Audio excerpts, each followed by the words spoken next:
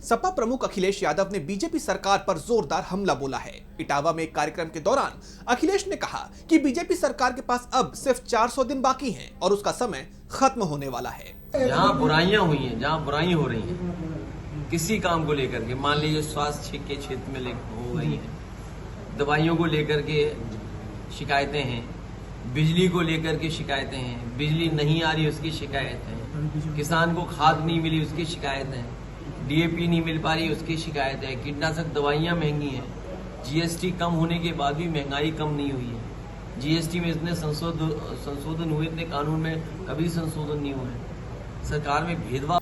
उन्होंने सरकार पर भेदभाव, अन्याय और झूठे मुकदमे लगाने का आरोप लगाया। अखिलेश यादव ने चुनाव में धांधली का आरोप लगाते हुए ईवीएम हटाने की भी मांग की। उन्होंने कहा कि इससे चुनाव की पारदर्शिता पर सवाल उठते हैं और धांधली करने वालों की तो पोल खुलने लगी है। तो इसका मतलब ये है कि ईवीएम अब हट जानी चाहिए, ईवीएम अब हट जानी चाहिए।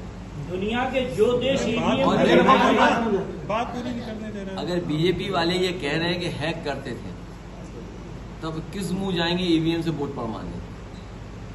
ये जो वोट चोरी, वोट डकैती, चुनाव में जो धांधली करते थे, अब तो पोल खुलने लगी उनकी ना। अच्छा, उनके ही लोग पोल खोल रहे हैं तो सच्चाई तो वो जानते ही है इस बात की। इसके अलावा अखिलेश ने भारत और अमेरिका के संबंधों पर भी चिंता जताई। उन्होंने कहा कि अमेरिका से हमारे संबंध और बेहतर होने चाहिए थे, लेकिन वो बिगड़ते जा रहे हैं। अखिलेश ने तंज कसते हुए कहा कि लगता है बीजेपी के मुंह पर टैरिफ लगा हुआ है।